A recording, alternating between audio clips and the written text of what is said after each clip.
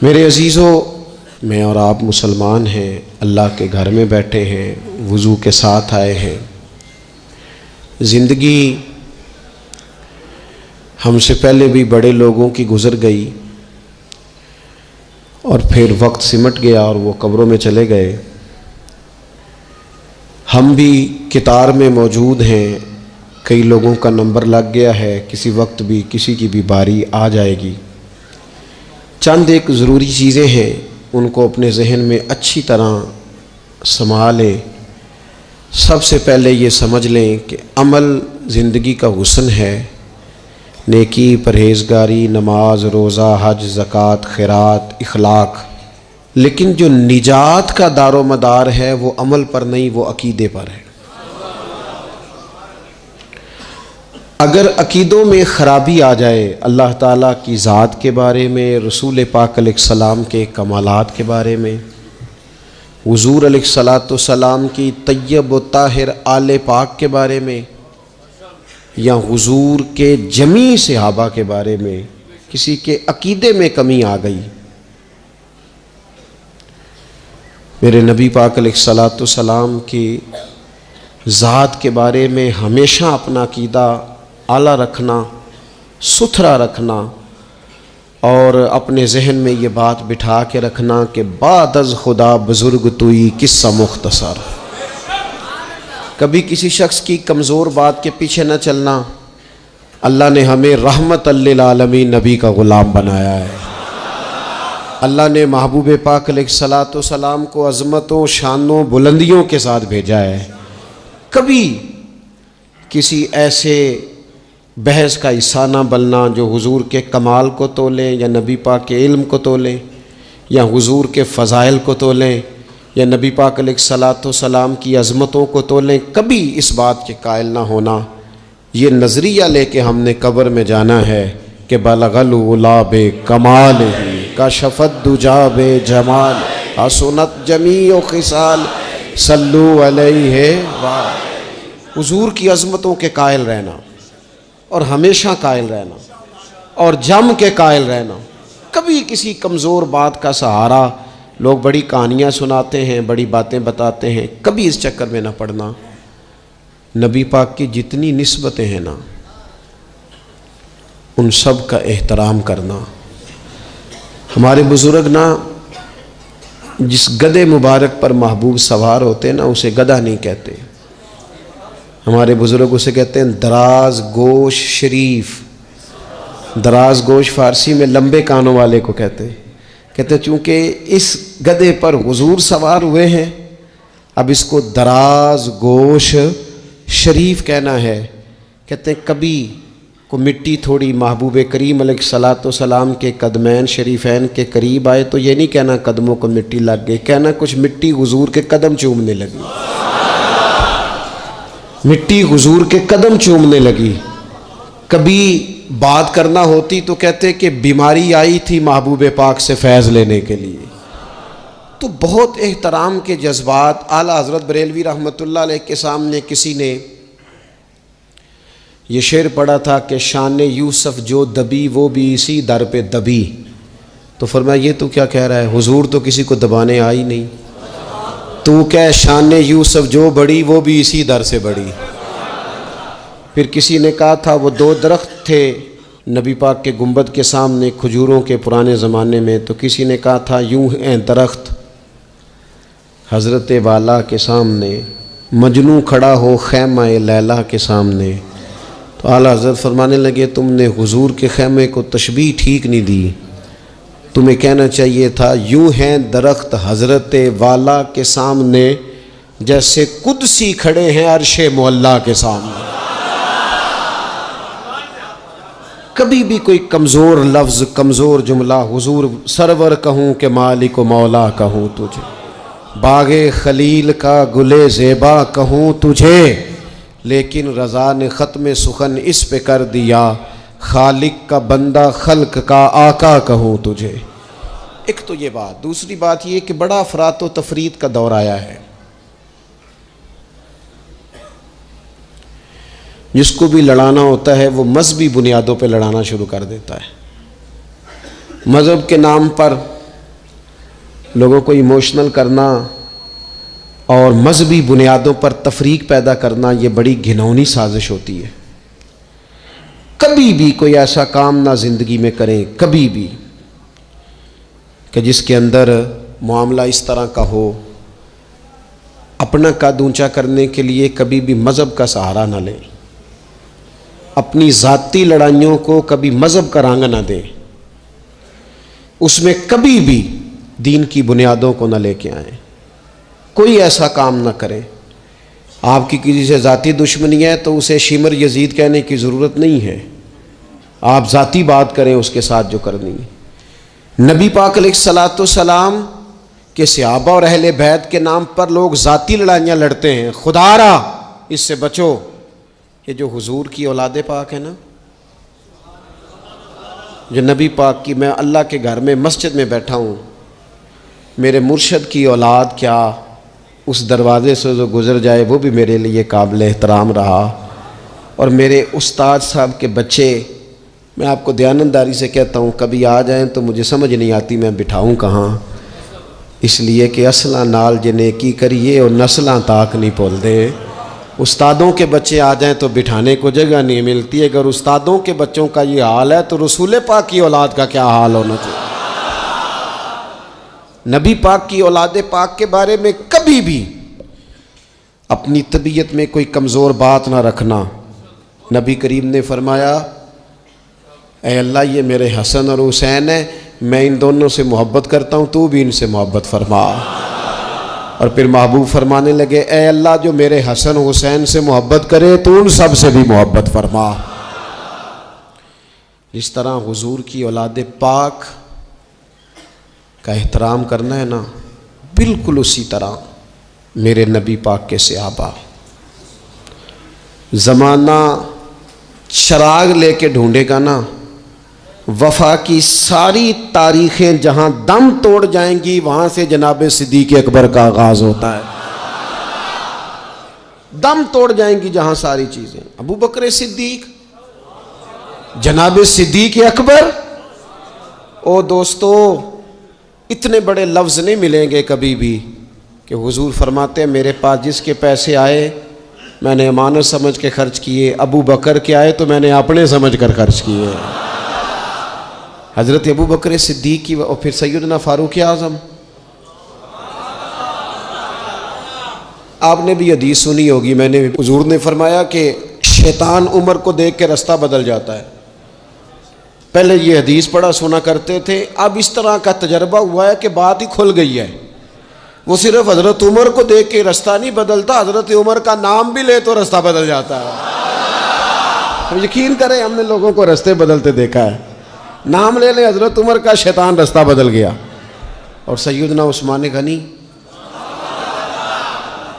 Pack करे सिद्ध को सफ़ा, मंबाए शर्म हया, नूर की सरकार से पाया दुशाला नूर का, ओ मुबारक तुमको जुन्नूरैन जोड़ा नूर का। हज़रत उस्मान गनी। और फिर मौला अली, शेर खुदा, हाल अता, मुश्किल कुशा, हज़रत मौला अली शेर खुदा। हुजूर ने बात ही ख़त्म कर दी। अलैहिस्सलाम ने फरमाया, अली दुनिया में भी मेरा भाई है, आखिरत में भी मेरा भाई है। हुजूर के जमी सहाबा, जमी सुन ले, जमी सहाबा बशमूल कातिबे वही सैयदना अमीर मुआविया रदी अल्लाह ताला अन्हु, जमी सहाबा हर एक का अदब, एहतराम और रूह और दिल से अपनी तबीयत में पैदा रखना। कभी किसी चक्कर में लोग आपको फ़लसफ़ा सुनाएंगे, फ़लसफ़ा तो लोग अब्बा के ख़िलाफ़ भी सुनाते हैं। फ़लसफ़े की रंग में तो लोग ये भी कहते हैं कि तेरा भाई तेरा असल में दुश्मन है। फ़लसफ़े में तो लोग बड़ी चीज़ें ले आते हैं। तो कि लोगों की कहानियाँ सुन के कभी चक्कर में ना पड़ना, अकीदे को मजबूत रखना। और दूसरी मैं आप हज़रात से गुजारिश करूँगा, अपनी ज़िंदगी से काम लें, अपनी ज़िंदगी को बामकसद बनाएं। उससे पहले कि वजूद थकने लगे, बीमार होने लगे, कमज़ोर होने लगे, ऐसा वक्त आ जाए कि लोग नमाजें भी कुर्सियों पे पढ़ने लगे, अपने आप से काम लें। सख्त मेहनत का आदी बनाएं अपने आप को। जद्दोजहद करें। ये ढेर सारी तादाद में उन लोगों की देखता हूँ जो काम नहीं करते, मेहनत नहीं करते। नबी पाक सल्लल्लाहु ताला अलैहि वसल्लम के सामने से एक नौजवान गुज़रा तो कुछ लोगों ने कहा, या रसूल अल्लाह सल्लल्लाहु ताला अलैहि वसल्लम, ये माल कमाने के लिए जा रहा है, काश ये अल्लाह के रास्ते में जिहाद के लिए सफ़र करता। तो हुजूर फरमाने लगे, अगर ये अपने बच्चों की रोज़ी के लिए बंदोबस्त करने जा रहा है फिर भी अल्लाह के रास्ते में ही है। माँ बाप, बहन भाई, बीवी बच्चों के हुकूक अदा करने के लिए कोशिश कर रहा है तो भी अल्लाह के रास्ते में ही है। और अगर इसलिए कोशिश कर रहा है कि मैं किसी के सामने हाथ फैलाने से बचूं तो फरमाया फिर भी अल्लाह के रास्ते में ही है। मेहनत करें, जद्दोजहद करें, सहारे ना तलाश करें और अपनी ज़िंदगी इस तरह की मेहनत वाली बनाएं कि आप थक जाएं शाम को। एक लंबी तादाद है लोगों की जो काम नहीं करती, कोशिश नहीं करती, तगोदो नहीं करती। कोई भी आप किसी शोबे से भी वाबस्ता है, बजाय इसके कि दूसरे शोबे को ठीक करने की कोशिश की जाए, हम जिस शोबे में हैं हम उस शोबे में मेहनत करें, कोशिश करें। मैं इस नतीजे पे पहुंचा हूं कि जो टाइम इंसान बचाता है ना आराम के लिए, उस टाइम में बेपनाह सुस्ती उसे घेर लेती है। हम छोटे होते थे, बचपन में स्कूल से एक छुट्टी करते थे, फिर दूसरी करने को भी दिल करता था, दूसरी करते थे, फिर तीसरी करने को भी दिल करता था।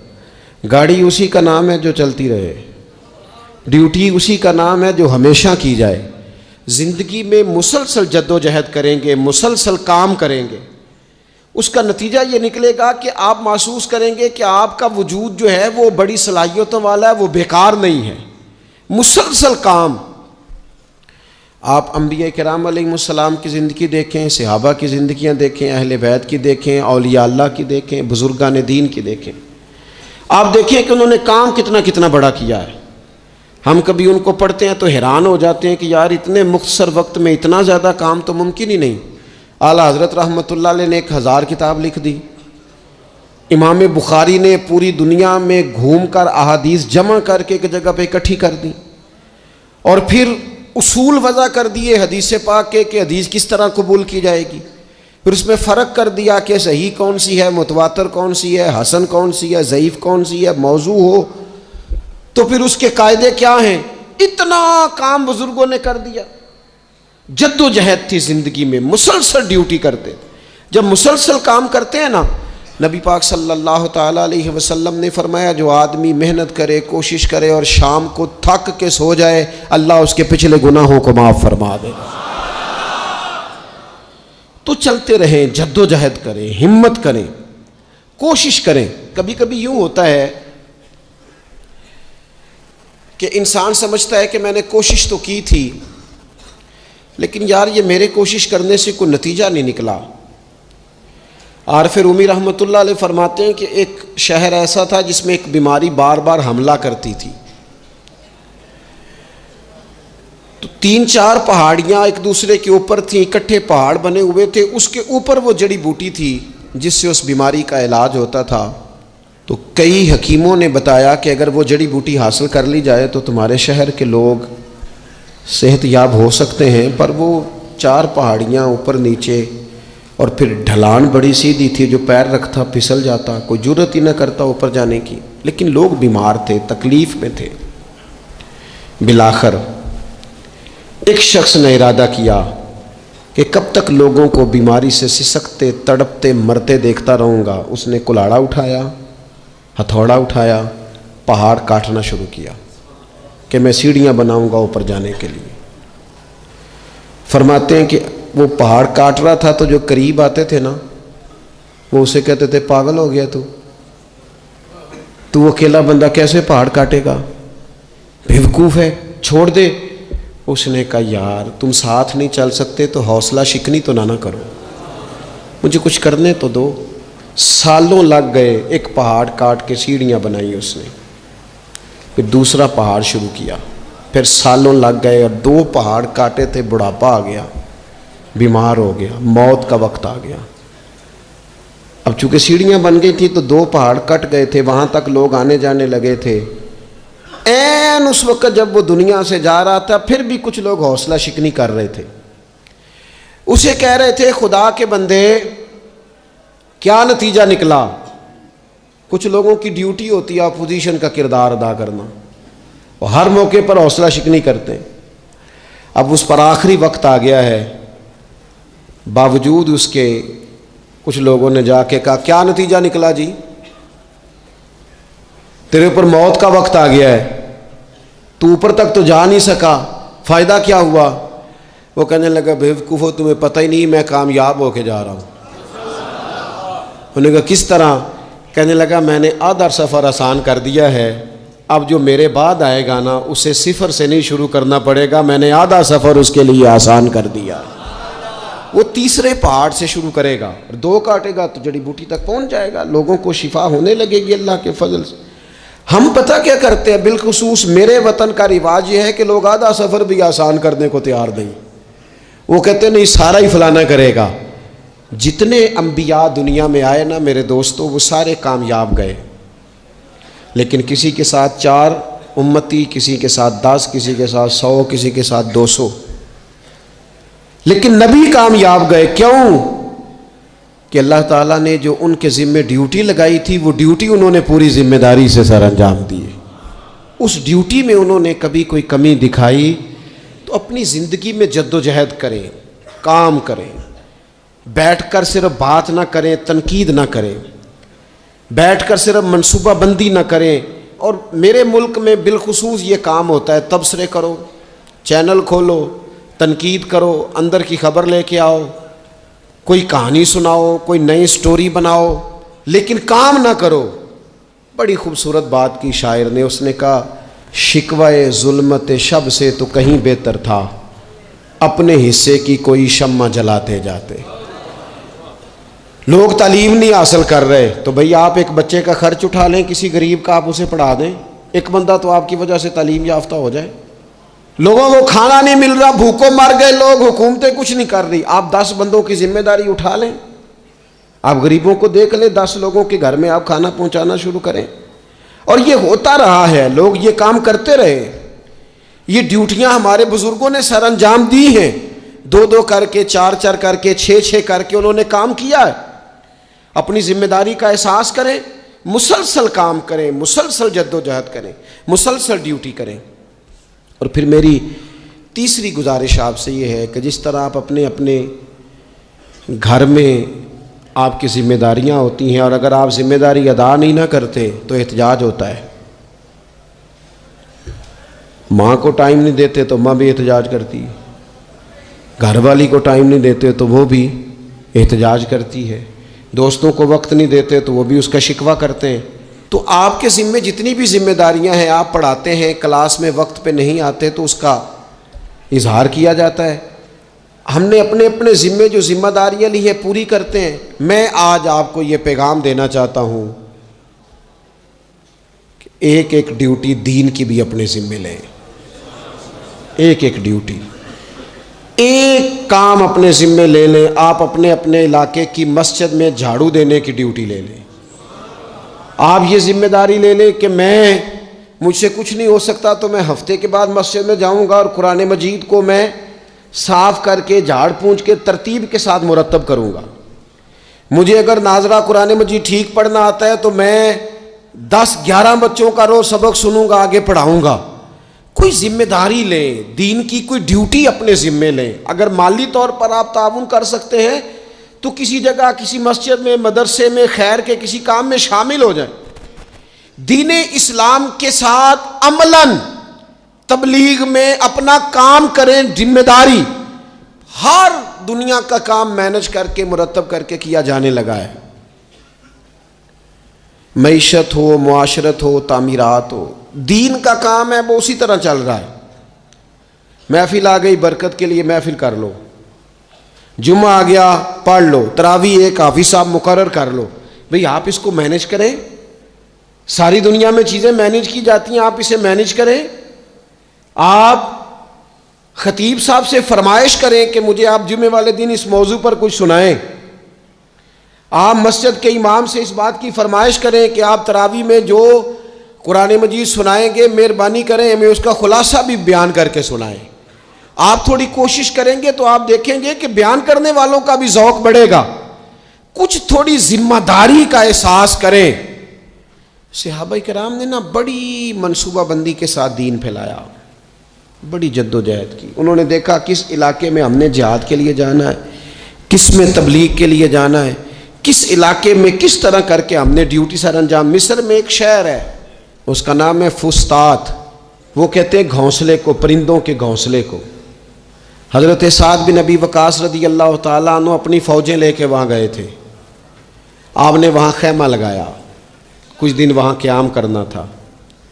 आपका वहाँ खैमा था। वहाँ आके कबूतर बैठने लगे, एक कबूतरी ने अंडे भी दे दिए, वहाँ घोंसला बन गया। अब आप जब वहाँ से हिजरत करने लगे ना, आगे बढ़ने लगे, तो दिल में ख्याल आया कि खैमे उखाड़ते हैं, चलते हैं। जब वो खैमे उखाड़ने लगे तो देखा ऊपर तो घोंसला बना है, उसमें तो कबूतर रहते हैं, उनके बच्चे भी हैं। हज़रत साद बिन अबी वकास ने 2 फ़ौजियों के ज़िम्मे लगाया, फरमाया यहाँ तुम पहरेदार बन के खड़े हो जाओ, ये खैमा उखाड़ा नहीं जाएगा, इसको यहीं लगा रहने देंगे ताकि ये कबूतर जो हैं इन्हें तकलीफ़ ना हो। वो 2 फ़ौजी वहीं रहे, खैमा लगा रहा, वहाँ पानी का बंदोबस्त किया जाता रहा, खुराक का बंदोबस्त किया जाता रहा। करीब करीब बस्तियों से जब लोगों ने देखा ना यहाँ लोग मौजूद हैं, तो लोगों ने वहाँ आके मकान बनाने शुरू कर दिए। वो एक परिंदे के घोंसले की हिफाजत के लिए कुछ देर 2 सिपाही रुके थे, अल्लाह ने वहाँ पूरा शहर आबाद फरमा दिया है। तो आप एक घोंसले की हिफाजत शुरू करें, इंशाअल्लाह शहर आबाद हो जाएंगे। लेकिन हम घोंसलों की हिफाजत करने को भी तैयार। अब चौथी बात आपकी खिदमत में अर्ज़ करनी है, एक ज़रूरी काम बड़ी बड़ी तवज्जो के साथ आपने समझना है। थोड़ा सा इसके पस मंज़र को समझ लें। जो आया करीमा मैंने तिलावत की है उसका हिस्सा भी इसी में आएगा।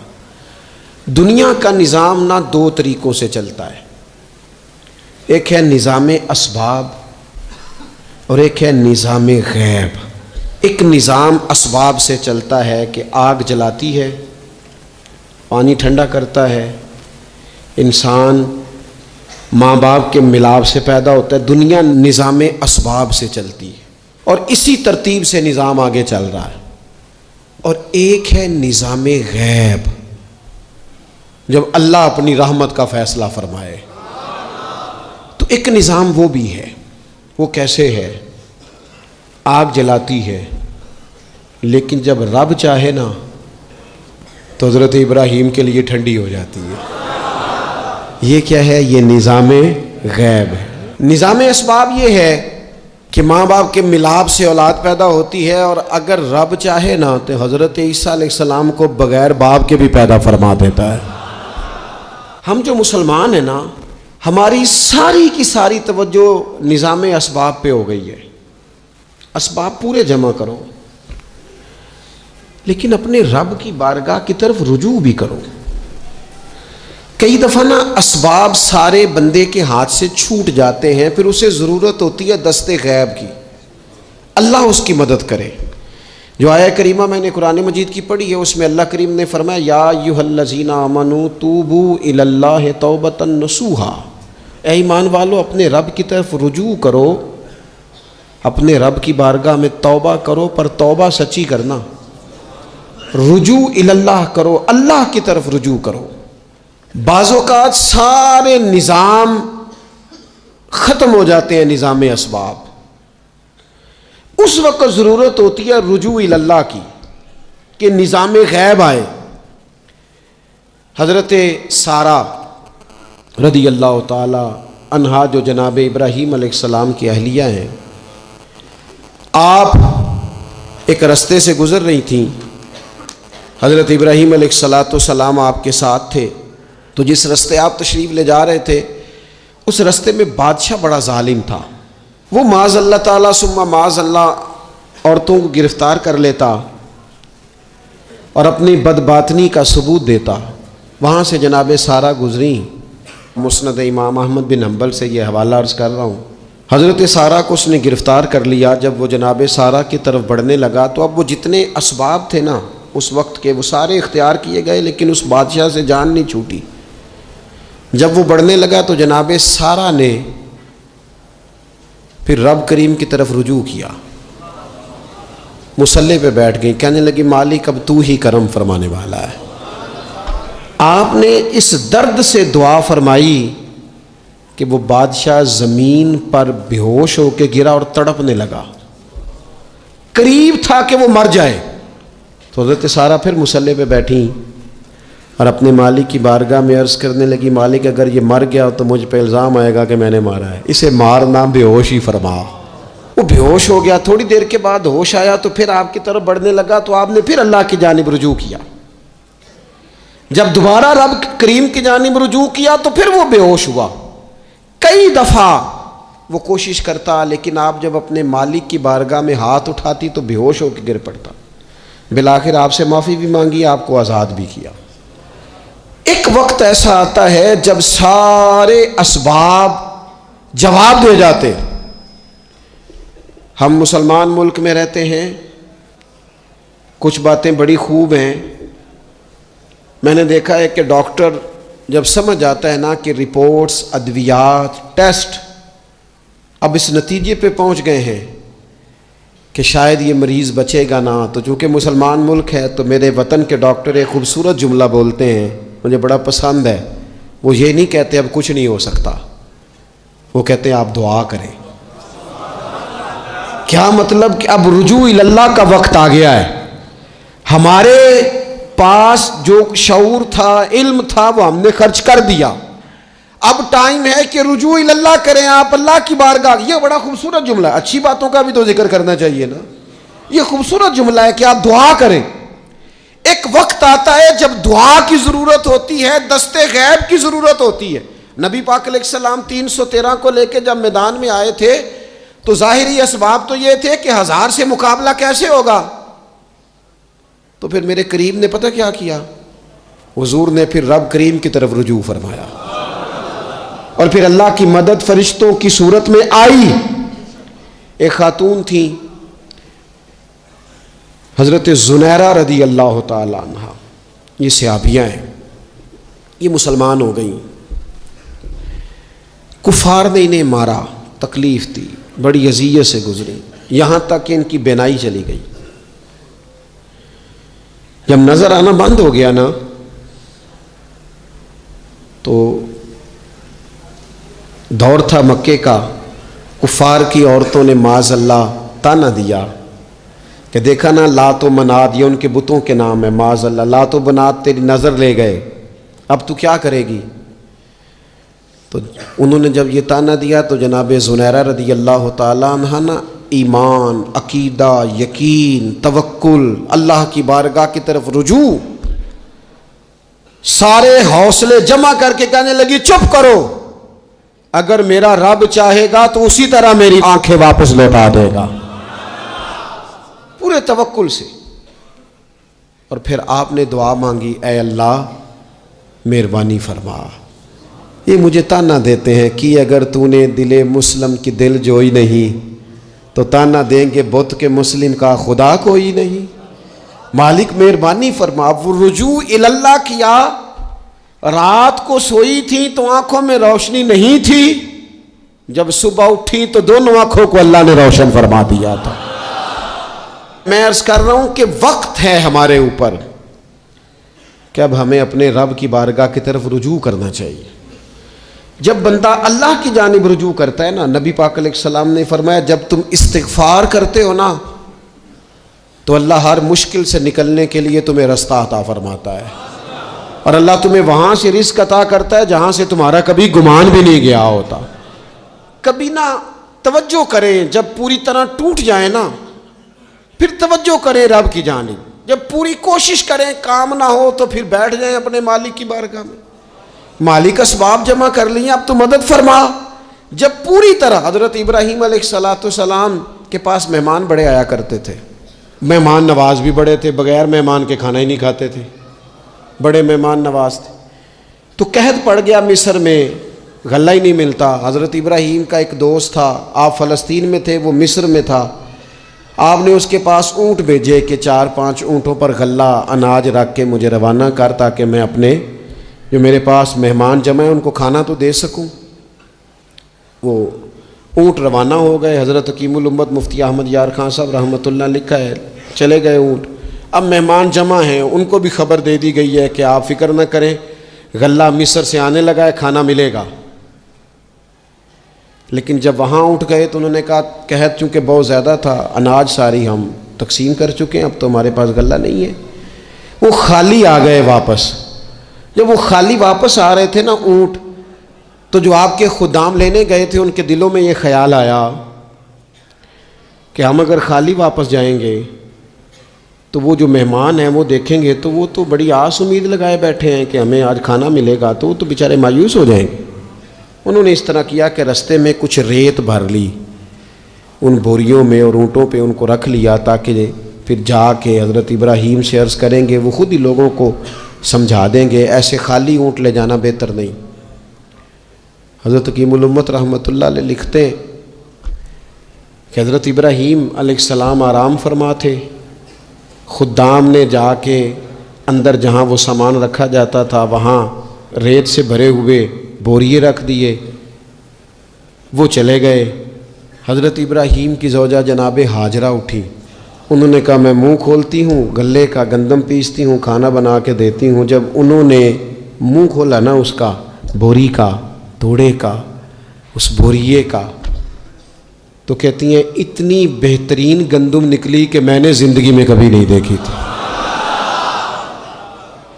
पीसी गई, पकाई गई, खाना चलने लग गया। हज़रत इब्राहीम अलैहिस्सलाम बेदार हुए, देखा लंगर चल रहा है, मखलूक खुदा खा रही है। दुनिया आवे ते खा खा जावे, ते राज़ी होवे बुल्ला, लोग खा रहे हैं, चल रहा है सिलसिला। तो हज़रत हाजरा, वो ख़वातीन घर में कुछ चीज़ आए ना तो कहती हैं इस दफ़ा चावल बड़े अच्छे आए, इस दफ़ा गंदम बड़ी अच्छी आई, या आटा पिस के आया, ये बड़ा उम्दा है। तो हज़रत जनाब हाजरा रदी अल्लाह ताला अन्हा हाजिरे बारगाह होकर अर्ज़ करने लगी, ये जो आपका मिस्री यार है ना, उसने जो गंदम भेजी है बड़ी कमाल है। तो हज़रत इब्राहीम तो जानते थे बात को, फरमाने लगे ये मेरे मिस्री यार ने नहीं भेजी, ये मेरे अर्शी यार ने भेजी है, ये अर्शी यार ने भेजी। और वो जब भेजता है तो कमाल ही भेजता है, वो जब अता करता है तो बेहिसाब ही अता करता है। ओ मेरे दोस्तों, उम्मत को ज़रूरत है इस वक्त दस्ते गैब की। पाकिस्तान कभी ना बनता अगर अल्लाह ताला की गैबी ताकतें मदद ना फरमाती। पाकिस्तान कभी ना बचेगा अगर खुदा की मदद शामिल हाल ना होगी। हमें इज्तिमाई तौर पर रुजू इल्लाह करना है। हमारे जितनी इनफरादी मुश्किलात हैं, हम किसी तकलीफ़ में, दुख में मुब्तला हैं, अल्लाह की तरफ रुजू करें, अपने रब की बारगाह की तरफ रुजू करें। और जो हमारे इज्तिमाई मसाइल हैं उनमें भी अल्लाह की बारगाह की तरफ रुजू करें। जब हम ये रुजू करेंगे मालिक के हुजूर, तो फिर अल्लाह हमारे लिए रास्ते वाज़े फरमाएगा। ये रुजू किस तरह किया जाए? मैंने अपने साथियों के ज़िम्मे बिलखुसूस जो यहाँ खानका शरीफ से वाबस्ता हैं, वो अगर समझेंगे मैं हुक्म दे रहा हूँ तो इसको हुक्म समझ लें, और बाकी अगर अहबाब मेरी बहुत ज़्यादा दर्दमंदाना गुजारिश समझें तो ये मेरी गुजारिश समझ लें। 5 वक्ता नमाज के साथ कुछ थोड़ी सी इबादत रात की ज़रूर शुरू फरमाएं। 2 रकत हो जाए, लेकिन रात को तन्हाई में अपने रब की बारगाह में इबादत के लिए ज़रूर हाजिर।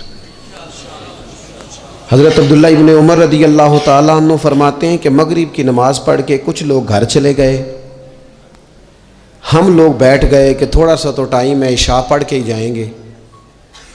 फरमाते हैं अल्लाह के महबूब अलैहिस्सलाम भी तशरीफ़ ले गए। थोड़ी देर के बाद महबूब इस तेज़ी से तशरीफ़ लाए कि मुक़द्दस सांस फूला हुआ महसूस हो रहा था। हमने अर्ज़ की या रसूलल्लाह हमारे माँ बाप कुर्बान, क्या हुआ? तो महबूब फरमाने लगे क्या कर रहे हो?